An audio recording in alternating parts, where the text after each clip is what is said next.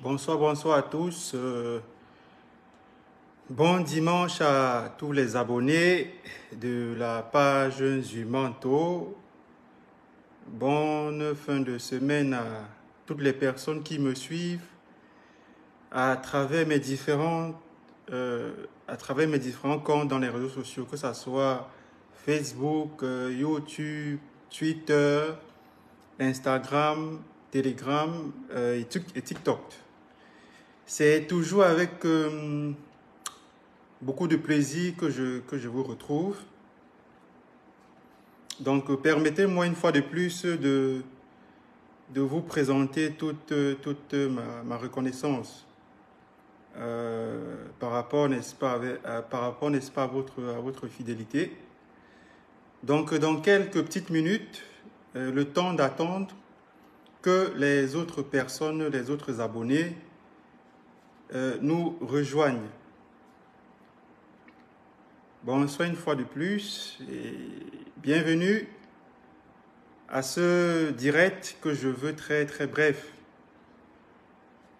Voilà, donc on va accorder quelques petites minutes, 2 minutes, pas plus, aux retardataires d'arriver, de se connecter et de nous rejoindre. Voilà. Bonsoir, bonsoir. On attend.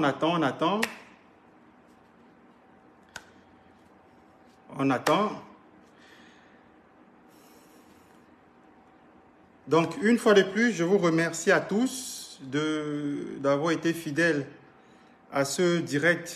Encore une fois de plus, improvisé parce que j'avais pas de projet pour ce direct, en fait, pour cette sortie, pour cette énième communication sur le sujet sur lequel je me prononce depuis bientôt une semaine et quelques jours.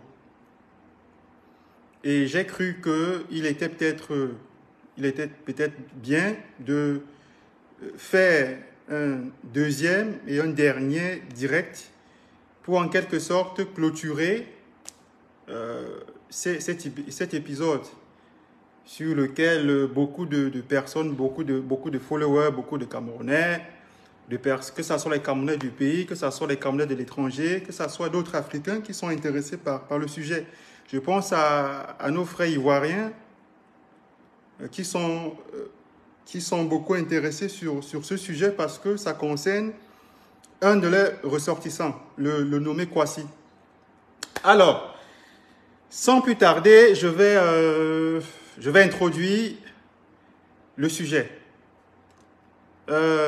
Voilà maintenant, très exactement, je crois, 1 semaine et 5 jours que j'ai révélé une histoire, une affaire très triste, à la fois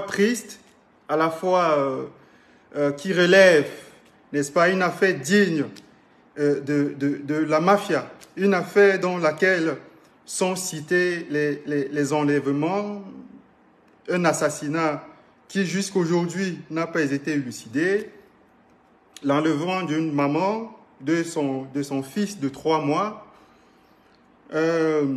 des ordres donnés pour l'élimination physique de M. Kwasi que je venais de citer, qui à l'époque se trouvait à la prison de Konengi, à Yaoundé.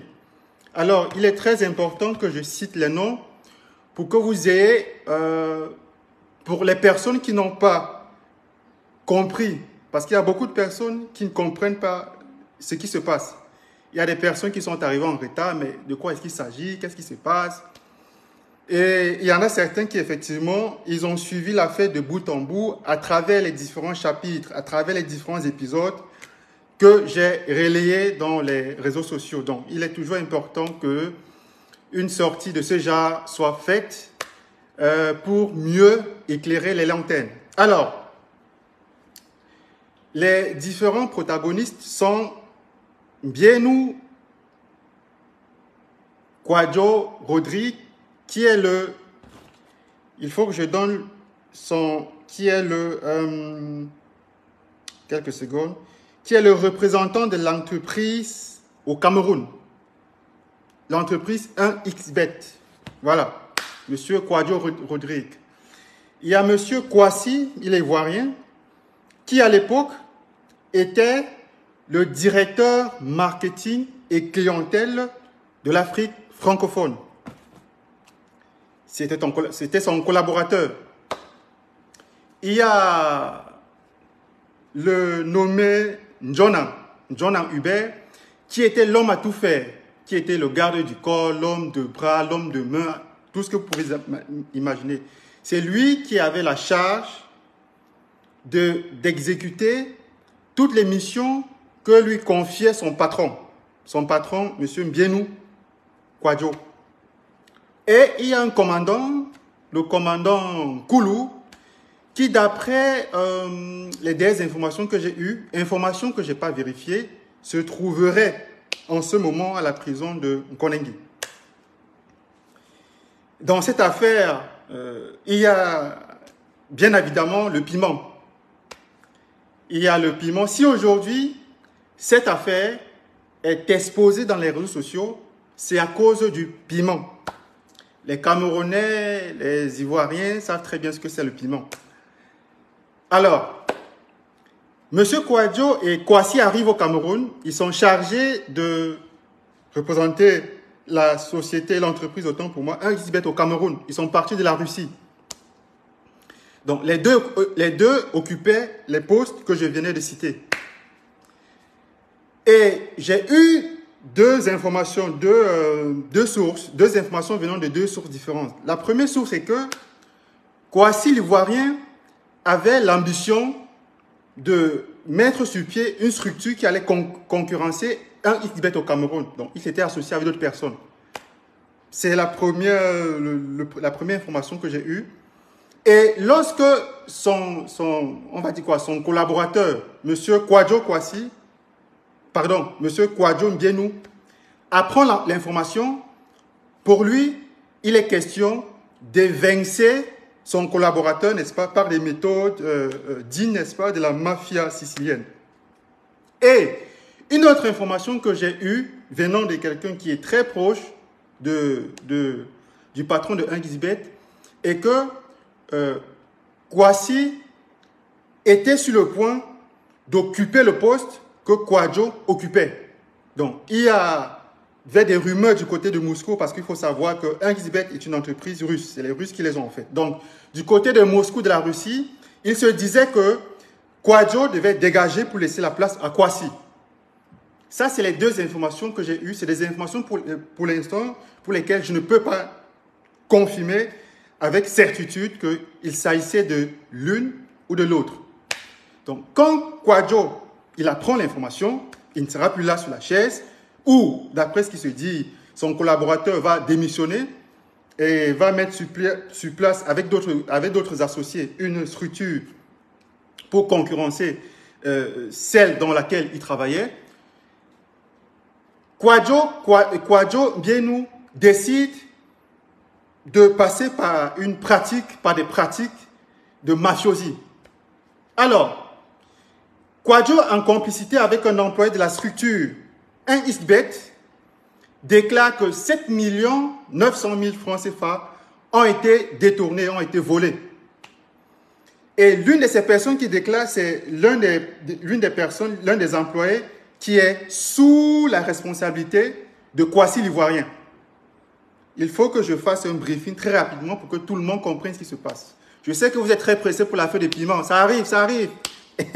Ça arrive. Donc, Kouadjo entre en complicité avec un employé de la structure qui est sous, n'est-ce pas, les ordres de l'Ivoirien Kouassi. Et ils affirment que 7 900 000 francs CFA ont disparu. Donc, tout naturellement, on interpelle le responsable Kouassi. Il faut se justifier. Kouassi, lui, clame son innocence. Il ne sait pas ce qui se passe. Mais la pression se fait de plus en plus forte.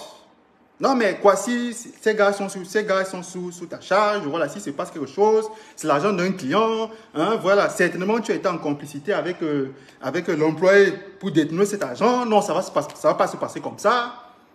Et par la suite, l'affaire se retrouve devant les autorités. Kouadio, toujours en complicité avec 2 employés de la structure, 2 femmes. Une qui s'appelle Maximilienne, j'ai publié sa photo, je crois, hier. Et la seconde, jusqu'ici, je n'ai pas encore son identité. Et il a remis la somme de 1 million de francs CFA à chacune des employés, à chacune de ces 2 femmes, de ces jeunes dames. Et elles avaient reçu pour mission de témoigner contre Kouadio au groupement de gendarmerie à Yaoundé. Du centre, autant pour moi, Yaoundé, bien évidemment. De témoigner contre lui en affirmant tout un ensemble de choses mensongères, en fait. Voilà, il fait des promotions canapé, il nous harcèle sexuellement, voilà, il est impossible de faire telle chose sans qu'il te demande les fesses. Et c'est ainsi qu'on accule Kouadio, malgré le fait que... Kouassi, autant pour moi, excusez-moi du lapsus. Malgré le fait que Kouassi a en vain tenté de prouver son innocence, il a été acculé de partout. Il se passe que, d'après les informations que j'ai eues, celui qu'on avait chargé de déclarer que c'est lui qui a volé l'argent. Il est arrivé, on l'a convoqué, d'après ce que j'ai eu comme information, on l'a convoqué au groupement de gendarmerie du centre. Il a affirmé que oui, c'est lui qui avait volé ces 7 900 000 francs CFA. Mais sauf que par la suite, il n'a jamais été interpellé et cet argent n'a jamais été retrouvé. Et c'est ainsi que Kouassi se retrouve à la prison de Nkonengi à Yaoundé. Il y a toute une machination qui a été mise en place pour l'éliminer physiquement, au sens propre du terme. Il se passe que quand il va à Yaoundé, quand il arrive à la prison, quand il est envoyé à la prison de Yaoundé, Kouadio veut s'assurer que Kouassi ne va plus revoir la lumière du jour pendant très longtemps. Donc, il s'active par le biais de Njona. Njona, qui est à l'époque, qui est son garde, son homme de main, son garde du corps, son homme de main, appelons ça comme vous voulez. Son homme de main, il le charge de faire supprimer, de faire massacrer, il faut que je reprenne mot pour mot, voilà, ces mots. Il le charge de faire massacrer en prison l'Ivoirien Kouassi pour le taire à jamais. Et à ce dernier, il lui remet la somme de 9 millions de francs CFA. Il lui remet la somme de 9 millions de francs CFA pour faire le sale boulot. Mais sauf que jusqu'ici, John avait toujours, avec beaucoup de fidélité, servi les intérêts de son patron. Il avait toujours, à chaque fois qu'on avait dit il y a telle chose, il exécutait. Mais sauf que quand cet instant est venu d'éliminer, de tuer, de verser le sang d'un innocent, il s'est rétracté. Parce que d'après ses propres dires, dans les vidéos qui ont été abondamment, dans les audios qui ont été abondamment relayés, John, on disait que lui, il pensait que son patron plaisantait en fait, que c'était juste une méthode pour lui mettre la pression, pour mettre la pression à l'Ivoirien. Mais il n'avait jamais su que son patron était sérieux de faire massacrer. Et selon John, selon lui, cette expression-là, ce mot massacrer voulait dire le tuer. Donc lui, il se retracte et il dit à son patron qu'il ne peut pas faire tuer, il ne peut pas tuer un innocent. Mais avant cette étape, avant son refus, il y avait une organisation, l'organisation de son exécution avait été mise en place. Dans des audios qui ont été publiés, vous pouvez consulter, n'est-ce pas, toutes mes publications précédentes. Vous verrez ces vidéos, ces audios que j'ai publiés. Donc, Kouadio donc demande à Njona de recruter des condamnés à mort à la prison de Nkonengi pour faire le boulot.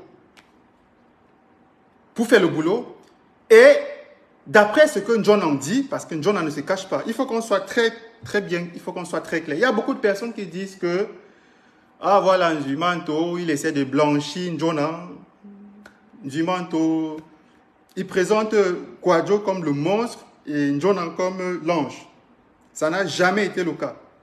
Si Njona a commis des crimes, si Njona est impliqué dans des choses illégales, il répondra tout simplement de ses actes. Et je crois que dans toutes les informations que j'ai divulguées jusqu'à présent, je n'ai jamais indirectement ou d'une autre manière cafouillé, comment dirais-je, caché, n'est-ce pas, le rôle qu'aurait pu jouer ou qu'a joué Njona dans toute cette histoire. C'est très important. Et il y a d'autres personnes qui disent que voilà, Zuma, toi, a été payé, il a reçu des millions. Mais mon frère, je reçois des millions et j'ai un vieux t-shirt. C'est un t-shirt qui ne coûte même pas 2 euros. Si je reçois 20 millions, mais je quitte Facebook. Je vous laisse avec votre pays. Je m'en vais, je reste quelque part, je fais ma petite vie. Il a reçu les millions. Si Kwasi, qui est certainement connecté, que ça soit Kwasi, que ça soit son avocat, que ça soit quelqu'un de son entourage, que ça soit Njona lui-même, s'ils m'ont remis 1 franc CFA, moi je leur autorise à divulguer, c'est-à-dire l'historique de toutes nos conversations que nous avons eues ensemble, et bien évidemment de mettre à votre disposition, vous qui me suivez, les traces, les preuves par lesquelles j'ai reçu un mandat ou un versement, je ne sais pas trop quoi. Donc, ce que les gens disent, c'est une tentative, ils veulent me distraire en fait. Et c'est des gens qui n'ont pas des arguments. Moi, quand je parle, à chaque fois, je parle avec des faits. Quand j'ai une information et que je parle une preuve, je préfère laisser ça aux autres. J'utilise très rarement le conditionnel. Très, très rarement le conditionnel. Donc, quand j'ai une preuve sur une affaire, je publie et l'affaire et la preuve. Quand je n'ai pas de preuve, donc toutes les personnes qui essaient de gesticuler, il y en a qui essaient ils espèrent qu'avec l'affaire, ils vont se refaire. Non, ils vont se faire des abonnés, je n'en sais pas beaucoup. Mais ces personnes-là, ils n'arrivent pas à me contredire sur le plan des faits. C'est tout ce qu'on demande. Est-ce que les audios qui ont été publiés jusqu'ici sont faux? C'est ça qu'on demande. Est-ce que les images qui ont été publiées jusqu'ici sont fausses? C'est de ça qu'il s'agit, pour reprendre, n'est-ce pas, les expressions d'un grand philosophe camerounais. Donc, je continue. Njona refuse de faire exécuter Kwasi à la prison de Yaoundé. Mais avant son refus, il lui avait été remis dans un premier temps la somme de 9 millions. D'après ses propres dires, il a utilisé 3 millions de francs CFA qu'il a versés aux prisonniers en Koningui.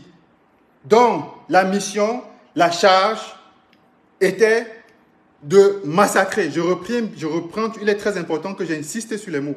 De massacrer l'Ivoirien. Et selon Njona, massacrer voulait dire le tuer. Et quand les prisonniers, ces prisonniers qui étaient chargés de faire le boulot, reçoivent l'argent, voici exactement ce que ces prisonniers disent. Voici exactement ce que ces prisonniers disent. J'ai publié cette vidéo hier soir sur ma page.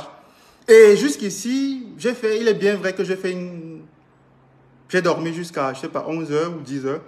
Je m'attendais à ce que les gens me disent que la vidéo, elle est fausse, que c'est une vidéo qui a été réalisée, concoctée, assemblée, fabriquée au Mali. Mais jusqu'ici, personne ne m'a dit, jusqu'ici, personne n'a affirmé que la vidéo, elle est fausse. Donc, la vidéo en question, la voici. Ce sont des prisonniers de Nkonengui qui, après avoir reçu l'argent pour éliminer l'Ivoirien Kwasi à la prison de Nkonengui, ils ont fait parvenir un message à travers une vidéo au patron de ISIB Cameroun que voici. Écoutons-les. Voilà, tous les boys, on part chercher ton petit père. Comme il est parti dans son quartier, il a dit qu'il ne sort plus là. Donc on va le chercher. Alors, tous les enfants, on va le chercher là. On attend dès qu'il sort, seulement on vient le chercher. On va rester tranquille, il va venir. Il va t'envoyer la vidéo toi-même. Lui-même, il va faire la vidéo à genoux, il va te demander pardon. Alors, reste tranquille. À tout le monde là. On avait lui balle au pied. On va le chercher. Alors, Quand ces prisonniers reçoivent leur paye, pour mettre en confiance le gang de Kwadwo, ils leur font parvenir une vidéo dans laquelle ils disent « On l'attend, il est dans son quartier. » On l'attend, parlons là de Kwasi. Il est dans son quartier, on va aller le chercher. Quand on va aller le chercher, on va le mettre à genoux pour qu'il te demande pardon, pour qu'il te demande les excuses. La réaction une fois que Kwadwo reçoit la vidéo, sa réaction, vous pouvez revenir en arrière. Je sais qu'on ne revient pas en avant, mais entre nous les Camerounais, on se comprend. Vous pouvez revenir en arrière, consulter mes anciennes publications, mes publications précédentes, et l'audio de la réponse de M. Kwadwo s'y trouve. Alors, à la suite de cette vidéo, qu'est-ce qu'il dit? Voici ce qu'il dit. Donnez-moi quelques petites secondes, je retrouve ce qu'il dit. Donnez-moi quelques petites secondes. Donc, comme je dis là, je t'avais dit les gens qui comme ça, on pas. Voici la réponse de Kwadwo. Si c'est les gens qui comme ça, on papa. Ils sont à l'aise de la scarpe, ils ont la télé, mais ils sont les qui comme ça. Kwadwo répond, ce sont les qui comme ça là. Ils sont à l'aise jusqu'à ce qu'ils ont la télé. Vous avez vu la vidéo. Pour ceux qui n'ont pas vu la vidéo, je la remets. Et vous verrez que ces prisonniers, ils ont la télévision en Konengi. Voilà, regardez. La télé est quelque part. Vous voyez la télévision. La télévision est là. Vous voyez la télévision. Voilà. C'est important. Je reviens. Je remets le voice de Kwadwo pour que vous compreniez bien. Ceux-ci-là, ce sont les qui? Si c'est les gens qui comme ça, papa. Ils sont à l'aise de la scarpe, ils ont la télé, mais ils sont les qui comme ça. Ils sont à l'aise là-bas jusqu'à ce qu'ils ont même la télé. Vous avez compris? Jumanto ne parle qu'avec des faits et des faits. Moi, je n'ai jamais été un mercenaire dans ma vie. Je n'ai jamais pris un 5 francs pour déclarer qu'un mort s'est kidnappé, qu'un mort est en train de manger de la viande du serpent bois. Je ne l'ai jamais fait de toute ma vie. Quand je prends de l'argent aux gens, il y a deux choses. J'écris des livres que je vends, des romans que je vends. Si tu viens me voir pour faire ta publicité de ton entreprise, de ta structure, tu me payes, je fais ta publicité. Je n'ai jamais perçu un franc CFA pour nuire aux gens, pour dire des choses qui ne sont pas vraies, pour diffamer des gens. Je ne l'ai jamais fait de toute ma vie. Je ne suis pas un mercenaire. Les mercenaires, ils s'y connaissent. Les mercenaires sont ceux qui, en 2021 ou 2022, je crois bien, lorsque Amogo Bellinga était venu en France pour son business de rachat de Télé Sud, ces mercenaires, on les connaît. Alors que la brigade anti-Sardina était à la trace d'Amogo Bellinga. Vous vous souvenez, lorsque Ernest Obama, et je crois Parfait Haïti, si je ne me trompe pas, avait été enfariné par la BAS en France.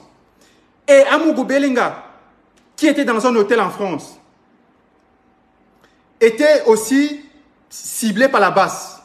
Mais un mercenaire qui est très connu au Cameroun, qui se présente comme un grand criminologue, qui a 10 bacs, 9 masters, 15 doctorats et 15 je ne sais pas trop quoi, c'est lui qui avait alerté Amogo Bellinga de prendre la fuite.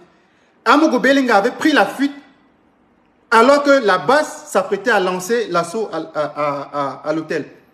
Et c'est ce même mercenaire qui, dans l'affaire Martinez Ogo, a déclaré que Martinez Ogo s'était kidnappé, était allé se cacher dans un village, avait tué un serpent en bois et était en train de manger.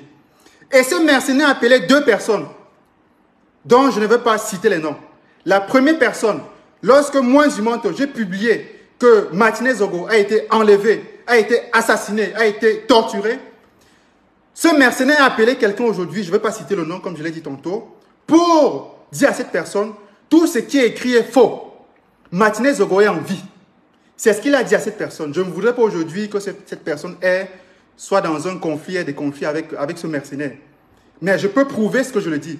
Il a appelé une deuxième personne que je ne vais toujours pas citer en disant Martinez Ogo est mort. c'est un bandit. Il a pris 100 millions pour construire une villa à Yaoundé. Ce que je dis, je peux le prouver. Je n'ai jamais de toute ma vie perçu que ça soit un franc CFA pour propager des mensonges. C'est très simple. S'il y a quelqu'un qui me suit actuellement, qui un jour est venu me voir pour me dire « Ah, Zumanto, j'ai tel problème, s'il te plaît, aide-moi. » Je lui ai demandé un franc CFA. Je sais qu'il va dire « Ah oui, mais si on lui donne le plus, il ne va pas plus. » Il y a beaucoup d'activistes, il y a beaucoup de blogueurs, il y a beaucoup de lanceurs. Contactez ces gens et vous leur envoyez des preuves. Mais je rappelle que moi, je vends mes livres, mes romans, qu'on peut retrouver sur Amazon. Si tu viens me voir pour faire ta publicité, je fais ta publicité, tu me payes. Mais je n'ai jamais marchandé en aucun jour. Mes dénonciations n'ont jamais été ciblées. Célestine Ketia, je le dis et je le maintiens, c'est ma tante, c'est la cousine de ma maman. Et je suis sûr qu'aujourd'hui, si je meurs, ma tante ne viendra. Elle va même danser. Elle va aller danser le bain signe que l'enfant est mort. Parce que c'est l'enfant qui combat Maman Joie. Je ne sais pas ce que c'est le village. Je ne sais pas ce que c'est mon frère Bamileke. Mais bien nous que je dénonce là, il est Bamileke. Sa femme tanzanienne que vous connaissez là, elle est Bamileke. Est-ce que vous comprenez? Donc, des gens, chaque fois, trouvent des petits raccourcis pour vouloir te discréditer, pour vouloir te jeter à la vindicte populaire, mais ils n'ont aucune preuve pour te contredire sur le plan des faits. Ça n'existe pas. Et même lorsque je me trompe, il peut arriver que je me trompe, je suis un humain. Et même lorsque je me trompe, les personnes qui me suivent, les abonnés qui me suivent, savent que je suis assez honnête pour propager un mensonge ou pour propager une diffamation. Il est très important. Donc, ces mercenaires-là, ce sont les mêmes, ceux qui avaient demandé à Mogo Belinga de fuir l'hôtel en France quand la base venait le chercher. C'est les mêmes qui l'ont défendu dans l'affaire Martinez-Zogo. Ce sont les mêmes qui font partie du clan qui a enlevé, qui a torturé, qui a déshumanisé, qui a assassiné Martinez-Zogo. Et on envoie cet individu en venant vous embrouiller. Il est vivant, il s'est enlevé. Il est en train de manger du serpent dans un village. Parce que pour eux, ils pensaient que ça devait être un crime banal, ça devait être un fait banal, étant donné qu'ils ont l'habitude de faire disparaître les gens, d'assassiner des gens, comme des poulets, comme des moutons, et que c'était un crime qui allait passer comme une lettre à la poste. Donc, il est important que je vous le dise, que toutes ces personnes-là qui me calomnient ou me couvrent de, comment dirais-je moi, de mauvais procès, n'ont aucun élément. Ils ne vont jamais entendre mon nom dans des affaires. Il est dans le caleçon de celui-ci. Il est dans les affaires. Jamais de ma vie. Jamais de ma vie. C'est important pour que, là, j'essaie de vous donner le profil des individus qui ont été recrutés par Kwadjo pour venir affronter la vérité, affronter les faits dans les réseaux sociaux. Et quelques jours avant que ma page ne disparaisse, il y a deux personnes qui m'ont contacté. La première personne m'a contacté avec un numéro WhatsApp de la France qui me dit que Kwadjo nous a payé pour qu'on fasse disparaître ta page. J'ai reçu 1000 €. Mais moi, j'aime beaucoup ce que tu fais et je vais manger ces 1000 €. Mais une chose est certaine, c'est que quand il va se rendre compte que ta page n'a pas disparu, il va recruter une autre personne. C'est ce que cette personne m'a dit. Et ayant déjà été informé, qu'est-ce que j'ai fait? J'ai commencé à créer un compte Telegram, un canal Telegram où je vous ai invité à vous abonner parce que je savais que d'un moment à l'autre, ma page allait sauter. Je le savais. Et la deuxième personne, c'est une femme au Cameroun qui m'a dit qu'elle fait partie d'un groupe WhatsApp où chaque semaine, elle reçoit des ordres de M. Kwadjo pour signaler les pages. Pour signaler les pages des personnes qui parlent mal de la mère d'Embrave. Hein? De la mère d'Embrave. La mère d'Embrave, je comprends pourquoi est-ce que tu avais ce pouvoir-là, cette puissance-là, sur un coup de fil, de faire disparaître les enfants des gens chez eux. Je comprends pourquoi. Parce que tu es avec un mafiosi. Et qui s'assemble avec les mafiosis sont les mafiosis. Il est impossible que tu prétends aujourd'hui que tu ne sais pas ce que ce mafieux fait. Il est impossible. Parce que les mêmes méthodes, même tes abonnés là, quand ils disent un truc qui ne te plaît pas, tu menaces, tu vas assumer, les mêmes méthodes. Mais tu es très malheureuse, l'Embrave, la Tanzanie, tu es très malheureuse. Parce qu'à ton mariage là, en Tanzanie, où tu es arrivé avec une robe blanche et avec un bouquet de fleurs en main, où tu as interdit à tous les invités d'avoir le téléphone portable, où vous avez fait venir 2 photographes. Un du côté de Mbiénou, c'était un blanc qui venait de l'Australie, je ne sais pas si l'Australien, et un autre qui venait de ton côté. D'après ce que des invités me disent, le mariage n'aurait pas eu lieu. Mais c'est une information que moi, je ne peux pas confirmer pour l'instant. Alors, il ne faut pas qu'on s'éloigne du sujet principal. C'était juste une parenthèse. Déjà que je plante le décor en ce qui concerne les différents profils des petites misérables, des petits mercenaires en fait, qui viennent dans les réseaux sociaux, les mêmes individus qui, 3 mois auparavant, disaient que Mbianou, c'est un mafieux. Quand il était au Kenya, il s'est fait passer pour un étudiant, il a gagné, je ne sais pas, 17 millions de francs CFA. Quelques jours après, il s'est retrouvé comme directeur, comme représentant de la structure 1 ici au Cameroun. Comment est-ce qu'il a fait? Parce qu'à cette époque, le péché de Mbianou était du fait que la structure, l'entreprise à laquelle il était, avait signé un partenariat avec Eto. Et toutes personnes qui touchaient Eto étaient à abattre. Mais aujourd'hui, le même mercenaire revient, c'est-à-dire quelques semaines après, pour me dire que nous sommes jaloux de lui. Nous sommes jaloux de son mariage. C'est les mêmes individus. C'est le même mercenaire qui en 2018, 2019 je pense, quand M. Bia était porté disparu au Cameroun et que le parti politique, le parti d'opposition, le MRC, demandait la vacance de pouvoir, c'est le même mercenaire qui a fabriqué une vidéo, allait poster dans les réseaux sociaux en disant que Paul Biya est apparu à Yaoundé. Alors que c'était une vieille vidéo de la sortie de Biya de l'Assemblée nationale, juste après que quelqu'un a créé là-bas, ayo, ayo, Paul Biya, ayo, ayo. Il est très important que vous connaissiez qui sont parmi vous. Moi, c'est des gens que j'ai démasqués depuis 5 ans aujourd'hui. C'est des gens que j'ai démasqués depuis 5 ans aujourd'hui. Et c'est des gens qui ne vivent que du mercenariat. Alors, vous m'excusez, je me suis un peu éloigné de notre sujet. On revient à nos moutons. Donc, M. Njona refuse de faire le boulot. Par la suite, c'est-à-dire après la vidéo, après les éléments que je vous ai fournis, il refuse de faire le boulot. Et il y a un climat assez délétère qui se crée, qui se forme entre lui et son boss. Quelques jours après, la fille de M. Njona, qui a 12 ans, est assassinée à son domicile au quartier Nkwamba, à Yaoundé. M. Njona le sait. C'est les représailles. Il en sait trop. Mais, d'après ce que j'ai eu comme preuve, je n'ai aucune preuve que c'est M. Mbiénou qui a assassiné cet enfant.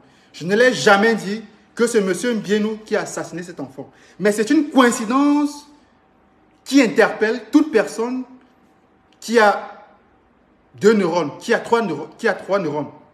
Il est important. Et d'après l'épouse russe de Mbiénou, d'après l'épouse russe de M. Mbiénou, c'est Mbiénou qui a fait assassiner cet enfant parce que j'ai les conversations de cette femme que jusqu'ici je me réserve le droit de publier. Elle dit dans les conversations que j'ai avec moi que c'est son mari Mbiénou qui a fait assassiner le fils, la fille autant pour moi, de M. Njona. C'est elle qui le dit. Elle ne pourra pas le nier. Si elle le nie, les conversations qui sont avec moi, je publie. Que ça soit audio, que ça soit pas écrit. Je les publie. C'est son épouse russe qui le dit. Épouse avec laquelle ils sont encore légalement mariés. Il est très important de comprendre. Alors, Jumanto continue. Entre les 2 hommes, M. Njona et Kwadjo, ce n'est plus l'amitié. Les 2 se regardent en chien de faïence. M. Njona s'éloigne de son ancien patron. Son ancien patron se rapproche d'un commandant qui s'appelle le commandant Nkoulou. On se rapproche petit à petit de l'affaire du piment. Connectez-vous, collectez-vous, collectez-vous, comme dit certains. Jusqu'ici, je n'ai pas fait allusion à cette affaire. C'est d'où le problème commence. Pendant ce temps, l'Ivoirien Kouassi est en prison. Monsieur Nkoulou, autant pour moi, le commandant Nkoulou, qui est le commandant de la brigade, je dois être sûr du nom que je donne, qui est le commandant de la brigade de Ngop Ndongo. Ngop Ndongo. Et le commandant a été présenté à M. Kouadio par une jeune femme. Une jeune femme dont je reviendrai tout à l'heure sur le rôle dans l'affaire. Alors, le commandant a la charge de neutraliser Jonan par tous les moyens. Le commandant Nkoulou a la charge de neutraliser Jonan par tous les moyens. Une chasse à l'homme est lancée au pays. Yaoundé, Douala et Bafoussam.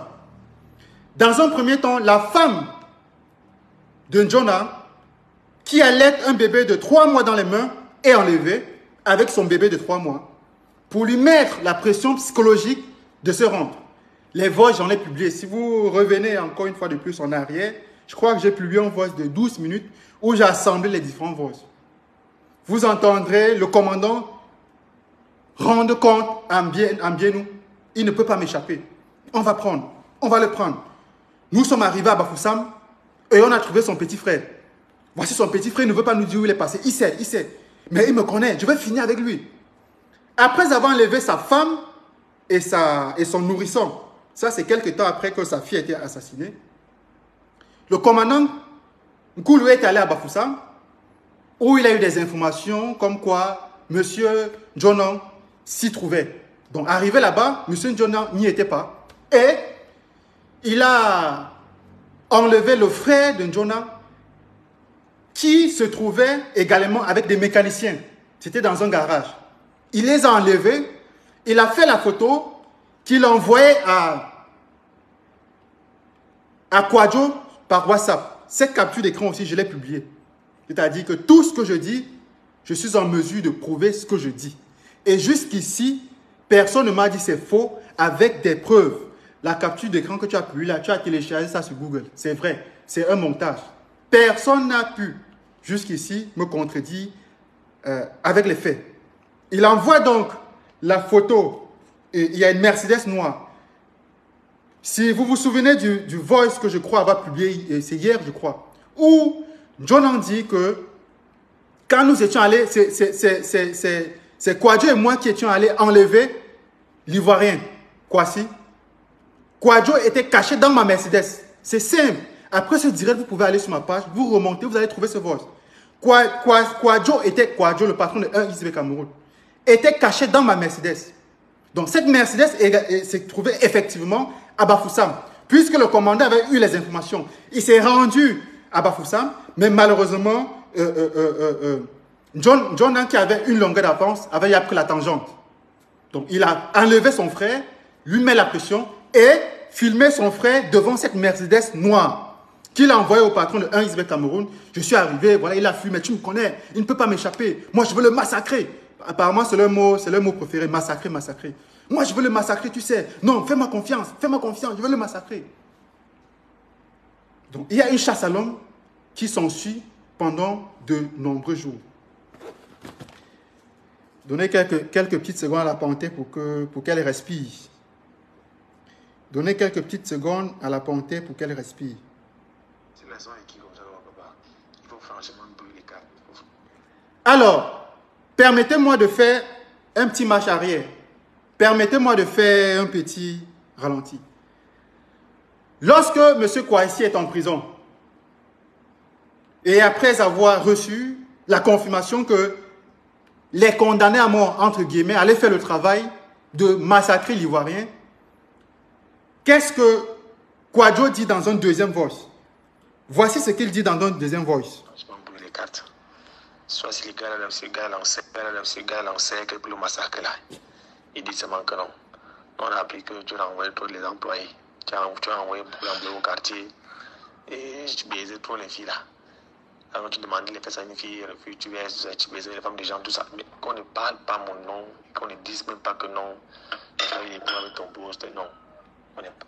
Alors, M. Kouadio, après avoir reçu la vidéo que je vous ai présentée tout à l'heure, où les supposés condamnés à mort disaient qu'ils allaient capturer Kwasi, l'Ivoirien, le mettre au sol, le mettre à terre, le mettre à genoux et lui demander de demander pardon à son boss ou à son collaborateur, de demander pardon à Kwadwo. Qu'est-ce que Kwadwo dit? Qu'on ne parle pas mon nom. Puisque quand ils vont l'interpeller, ils vont lui dire, certains vont faire une vidéo pour dire, demande pardon au boss Kwadwo. Donc Kwadwo maintenant envoie un message, répond à leur vidéo en disant qu'on ne parle pas mon nom, qu'on ne mette pas mon nom devant. Ils peuvent le massacrer en lui disant les raisons pour lesquelles ils le massacrent. On te massacre parce que tu as couché avec les femmes des gens. On te massacre parce que tu as harcelé sexuellement les gens. Ces gens, c'est qui? Ces femmes, c'est qui? Ce sont les deux femmes que Kwadwo et son ancien bras droit avaient payées. Ces deux femmes étaient dans la structure à l'époque, dans la structure, étaient employées de la structure. Avaient payé pour aller témoigner contre M. Kwasi devant les autorités. Est-ce que vous m'entendez très bien? C'est ce qu'il dit. C'était important que je revienne dessus. C'était important que j'utilise une nouvelle fois, une fois de plus, ces faits, ces preuves pour illustrer le schéma qui se déroule. Alors, un pas en avant, on va sauter, on va avancer. Après avoir enlevé le frère de Njona, Njona désormais est un fugitif. C'est un fugitif. Et je me souviens très bien, il y a de cela 2 mois ou 3 mois, je pense. Quelqu'un m'avait contacté pour le problème de Kwasi, l'Ivoirien Kwasi. Quelqu'un m'avait contacté pour le problème de Kwasi, il y a un Ivoirien, voilà ce qui lui arrive. À cette époque-là, je n'avais pas été intéressé par l'affaire parce que je m'étais dit, sincèrement, ah, c'est une affaire qui a mal tourné entre 2 amis. Donc, il m'avait envoyé tellement un long texte. Le texte, il était kilométrique. Donc, je n'avais pas le temps de tout lire le texte. Je préférais, à cette époque, me concentrer sur ce que je jugeais être plus intéressant, en fait, plus important. Sauf que plus tard, il y a eu une autre source qui arrive avec la mort d'un enfant qui a été assassiné dans des conditions jusqu'ici extraordinaires. Et quand j'analyse, quand j'observe l'affaire, il y a des coïncidences avec l'affaire qui, 2 mois plus tôt, on m'avait mis dessus, on m'avait interpellé dessus. Et c'est d'où je prends tout mon temps d'enquêter, de démêler du vrai et du faux, et de faire ces sorties que j'ai tout récemment fait. Que j'ai tout récemment fait, autant pour moi. Alors, on continue. Njona fuit. Il est pourchassé au Cameroun. Il sait de quoi est capable son patron. Alors, son patron à l'époque, quand je dis à l'époque, c'est quelques semaines, hein, ce n'est pas une affaire qui date de 2015-2010. Alors, son complice, le commandant Koulou, il s'active, ils font des choses ensemble. Qu'est-ce qui se passe? Pourquoi est-ce que cette affaire se retrouve aujourd'hui dans les réseaux sociaux? C'est ici, là, maintenant que le film commence. Si tu n'es pas bien assis, là, assieds-toi. Si tu voulais prendre de l'eau pour boire, là, va maintenant, tu prends là, je te donne 2 secondes, va prendre l'eau, tu bois. C'est ici que ça commence. Alors, vous vous souvenez quand je vous ai dit que le commandant Koulou a été présenté à Kwadwo par une femme, par une jeune femme, une très jolie femme. L'arrière, son derrière, selon ce que j'ai dit, selon ce que j'ai cru entendre, avait le derrière du continent africain. Et cette femme, cette jolie femme, était la copine du commandant. Cette jeune femme était la copine du commandant Koulou. Je répète, cette jeune femme était la copine du commandant Koulou. Donnez-moi quelques secondes. Cette jeune femme était la copine du commandant Koulou. Qu'est-ce qui se passe? Le commandant Koulou constate que cette femme a une relation avec Kwadwo. Écoutez très bien. Je recommence. Cette femme qui avait présenté le commandant Koulou à Kwadjo. Il savait que le commandant, qui jusqu'ici a été un mougou, un boutman, a été utilisé comme un mouton, qui croyait servir un intérêt juste, une cause juste. Il savait qu'il constate que son petit dossier qui est dehors là, son petit matelas sur lequel il se repose souvent, c'est à une relation avec Kwadjo et qu'ils ont un enfant. Non, pas qu'ils ont un enfant. Elle était enceinte de l'enfant de Kwadjo. L'embrave, tu es l'enfant profil. Tu me suis, maman. Ça fait 3 enfants, hein. Sandrine, 2. La femme dont je parlais là, 1. Ça fait... Ouais, répondez non. Comment vous me laissez parler? Ça fait 3. Je recommence pour ceux qui viennent de se connecter. À quel moment cette affaire apparaît dans les réseaux sociaux? À quel moment où la mafia s'entre-déchire? Le commandant Koulou, qui quelques jours encore s'était lancé à la chasse, s'était lancé à la capture de Njona, l'ancien bras droit de Kwadjo, découvre que sa copine, son dossier du dehors, est enceinte de Kwadjo. Moi, j'attends les gens qui vont dire que je mens. Parce que moi, vous savez, quand on dit que je mens, je publie. Je vais publier la photo. Parce qu'il en va de ma crédibilité, en fait. Il en va de ma crédibilité. Quand on m'a dit que c'est du mensonge, on avait déjà dit que Sandrine n'existait pas. J'ai publié Sandrine. Vous avez vu Sandrine venir dire que c'est faux? Donc, moi, je vous dis à chaque fois, je monte au secret de fait. Quand je ne suis pas sûr sur une information, je laisse aux autres. Vous ne me verrez jamais dire, il paraît qu'on dit que j'utilise le conditionnel très, très, très rarement. Alors, je reprends. Le commandant Koulou, qui d'après ce que j'ai appris se trouve aujourd'hui à la prison de Nkonengi, une information que pour l'instant je ne peux pas vérifier, constate que sa copine, qui lui avait été présentée par cette dernière, est enceinte et porte l'enfant de Kwadjo Mbienou Rodrigue, le père d'Embrave. L'Embrave, tu es là, maman? C'est comment? Ouais, maman, ça va aller, tu comprends, ça va aller. Ça va aller. Je comprends pourquoi tu disais que ton appartement, c'est 1 million de francs CFA par mois. Ce jour-là, je me suis dit, mais est-ce que l'industrie cinématographique au Cameroun, que je connais, a cette capacité de payer des cachets à des acteurs à hauteur de 10 000, 15 000 euros pour qu'un acteur de cinéma prétende payer un loyer de 1 million de francs CFA? Mes petites soeurs qui sont au Cameroun, là, mes petites soeurs qui sont au Cameroun, arrêtez de suivre des vendeuses de piments aveuglement. Arrêtez de suivre cette femme-là qui se présente comme influenceuse, qui disent qu'elles sont quoi? Le mot c'est quoi? Elle dit qu'elle se battait. Arrêtez de suivre naïvement ces personnes qui vous vendent du rêve. Je prends un exemple. Mais quand moi je regarde le cinéma camerounais, vous savez, moi j'aime beaucoup la série La Bataille des Chéris. Moi je regarde, j'aime beaucoup. Moi je ne vais pas faire l'hypocrite, j'aime beaucoup. J'aime vraiment beaucoup. Alors, quand vous regardez cette série, je prends un exemple, que ce soit La Bataille des Chéris ou je ne sais pas trop quoi.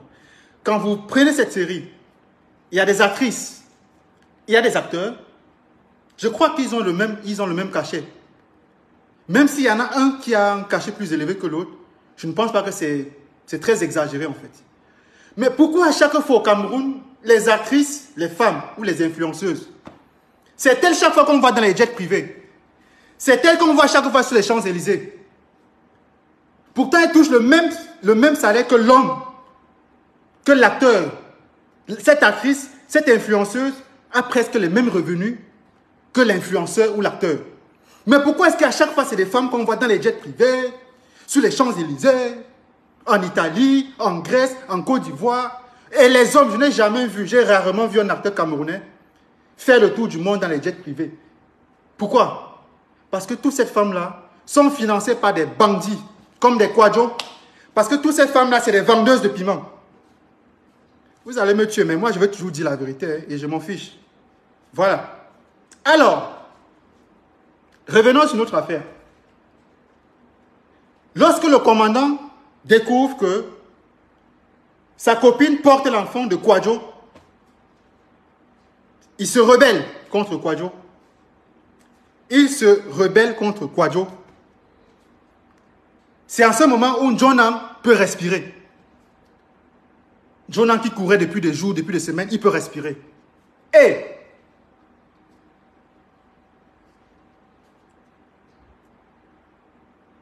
Kwadjo contacte Bienou et lui dit,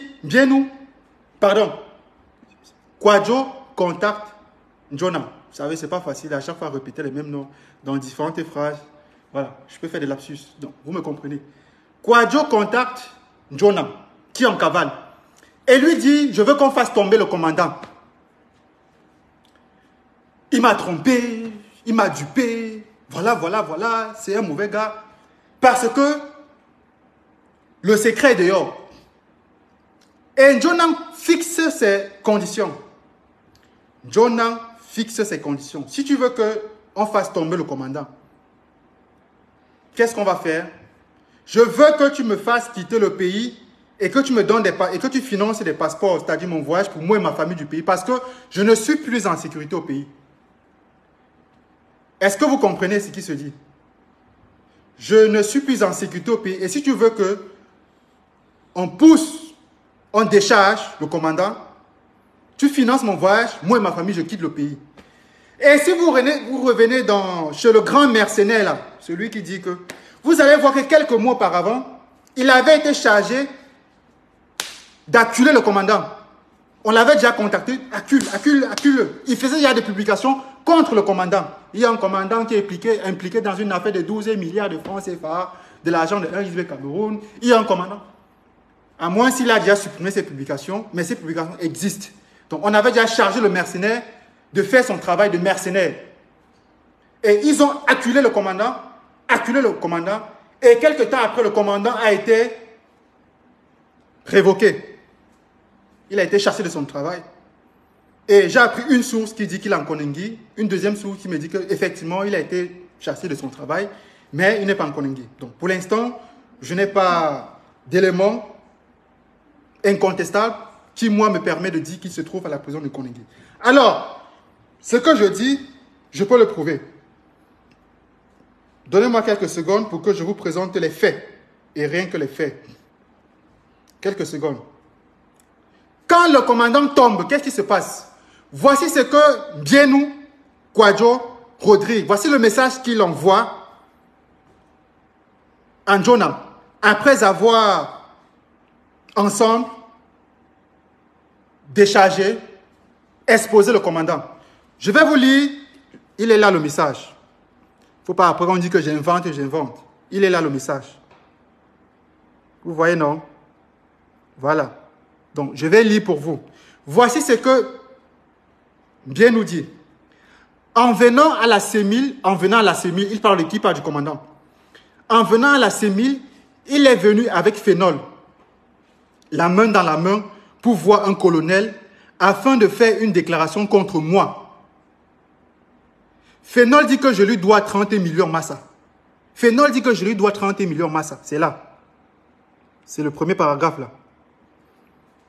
Arrivé là-bas, CB, le commandant de brigade, arrivé là-bas, CB a vu que sa colonelle était chargée. Il a pris le marathon pour fuir.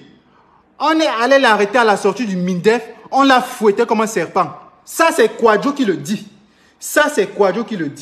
Si après les gens disent que je monte, je les publie tout simplement. Hein, je publie. Ça, c'est que Kwadjo dit, le patron de RISB Cameroun. Après, vous allez, si vous voulez, après, vous faites disparaître mon direct. Vous faites sauter ma page. Il n'y a pas de problème, je vais aller sur Instagram. C'est depuis 2017 que des gens essaient de me chasser en vain sur Facebook. Les Camerounais n'étaient pas au courant de ce qui s'est passé dans les régions anglophones, c'est-à-dire du sud-ouest et du nord-ouest. Les massacres qui s'y produisaient quotidiennement. Que ce soit des villages brûlés, que ce soit des soldats tués, que ce soit des civils tués. C'est moins humain qui est révélé ce qui s'est passé. Les Camerounais étaient au courant de ce qui se passe en Côte d'Ivoire, de ce qui se passe au Soudan, de ce qui se passe là-bas en Éthiopie, en Syrie, en Irak. Ils n'étaient pas au courant de la guerre qui s'est passé chez eux. Donc, quand j'ai commencé à révéler cette histoire, à exposer la cruauté de cette guerre, ça m'a valu des chasses à l'homme, on va t'assassiner, on va te tuer. C'est une phrase, ce sont des phrases que je suis habitué en fait. Je suis actuellement, cette page, c'est la 13e page depuis fin 2017. Et c'est la toute première fois qu'on me laisse que j'atteigne 50 000 abonnés. À chaque fois quand je m'approche de 40-45 000 abonnés, je crée déjà une page de secours parce que je sais que celle-ci va disparaître. Donc même si Kwadwo, avec ses bras longs, fait sauter cette page, je vais revenir. Donc même les gens de Paul Biya là qui ont fait des actes, ils se sont fatigués. Donc ça ne sert à rien mon frère, ça ne sert à rien. Parce que celui qui va chasser une humaine au-delà n'est pas né. Tu vas me chasser, je vais que revenir. Et ça me prend 1 semaine, 2 semaines pour retrouver tous mes abonnés. Donc ne te fatigue pas à vouloir désactiver ma page, à vouloir, ça ne sert à rien. Alors je continue. Je relis pour que vous compreniez. Lorsqu'on arrête, lorsqu'on interpelle le commandant Nkoulou, avec qui il était associé, il était de connivence pour supprimer, peut-être, pour enlever N'Djona. Lorsque ce commandant, il a fini par se retourner contre ce commandant, parce que le commandant, ayant appris qu'il sortait avec sa copine et qu'il avait enceinté la fille. Ils ont un garçon aujourd'hui, un petit garçon. Ils ont un petit garçon aujourd'hui. Je ne vais pas quand même publier la photo d'un enfant, mais ils ont un enfant, c'est un garçon. Je continue. Alors, très satisfait, très content que son coup ait marché, voici le message qui fait parvenir. Il est important que je répète. En venant à la CEMIL, il est venu avec Phénol, la main dans la main pour voir un colonel afin de faire une déclaration contre moi. Ça, c'est Kwadwo qui le dit. Phénol dit que je lui dois 30 millions Massa. Arrivé là-bas, CB a vu que sa colonel était chargée. Il a pris le marathon pour fuir. Le commandant a pris le marathon pour fuir. On est allé l'arrêter à la sortie du MINDEF, du ministère de la Défense. On l'a fouetté comme un serpent. Vous pouvez, je crois, c'est... Voilà, c'est là. On l'a fouetté comme un serpent. Je ne sais pas si c'est flou, si c'est bien lisible. C'est là. Voilà, vous pouvez faire une capture d'écran et je crois que vous allez bien lire. Et on l'a fouetté comme un serpent et directement en cellule.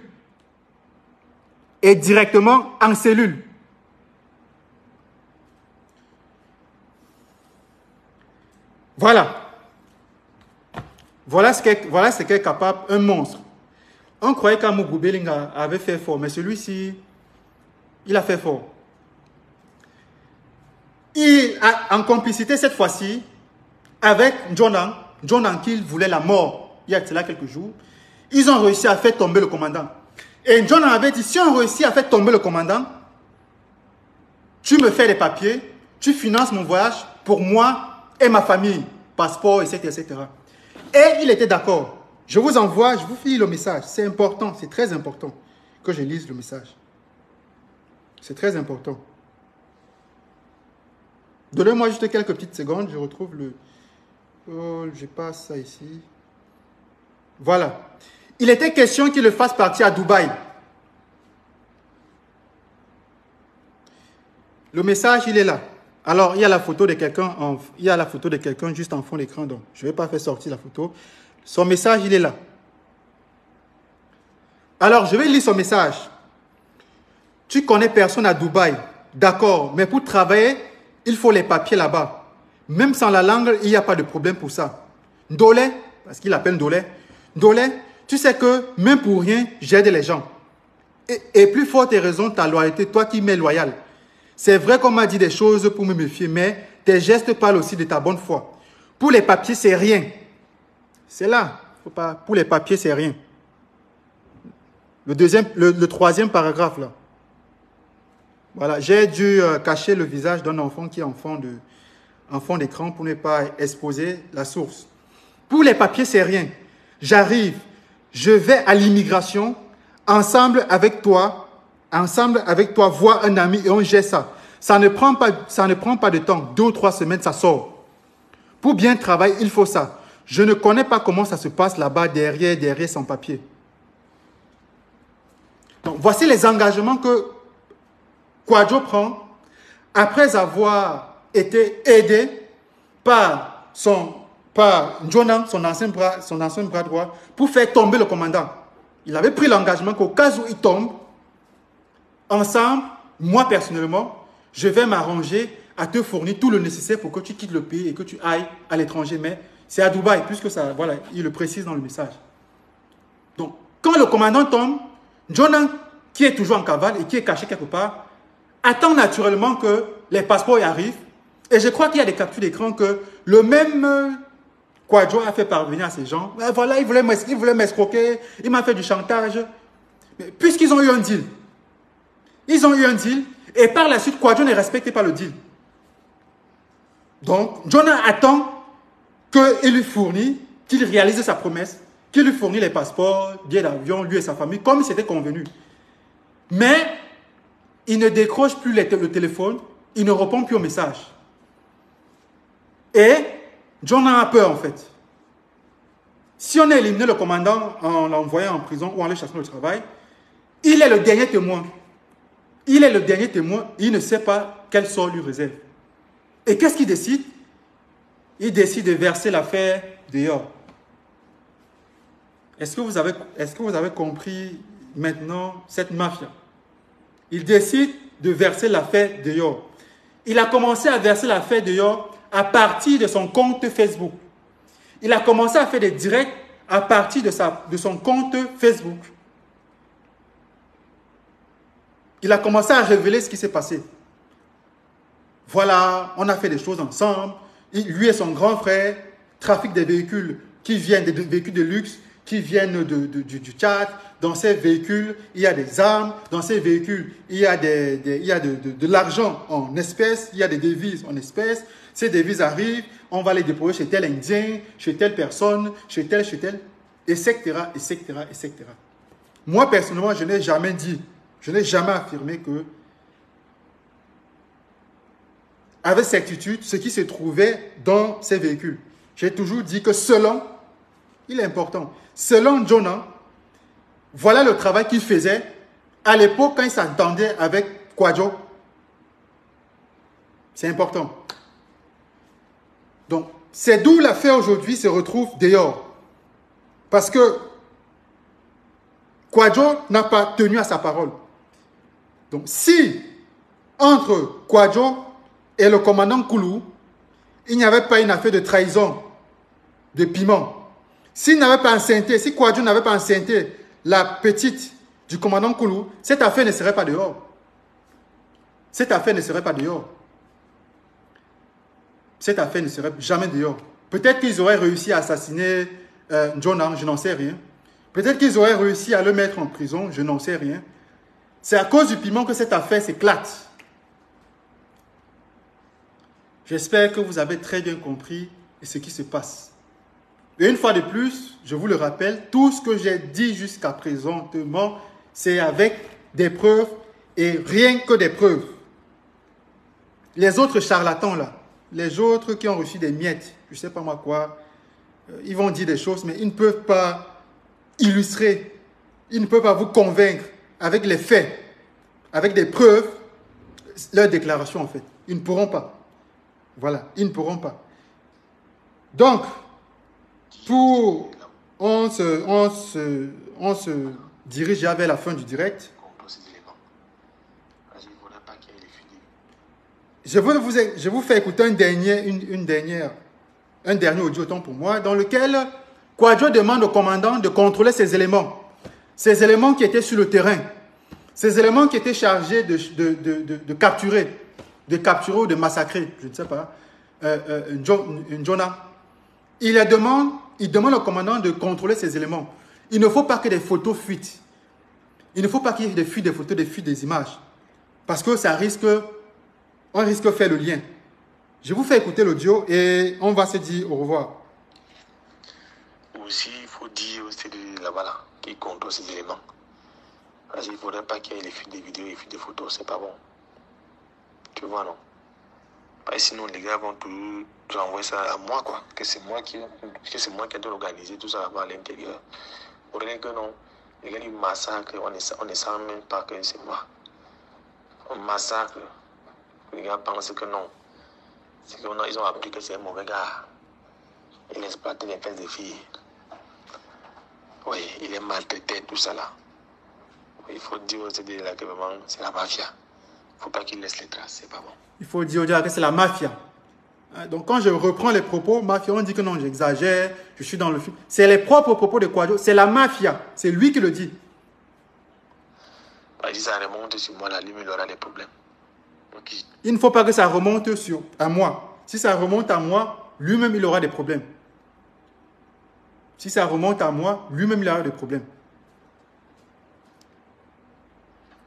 Oui, on ne parle pas ça. J'ai ça en pro. J'ai ça en pro. Des photos, c'est pas bon.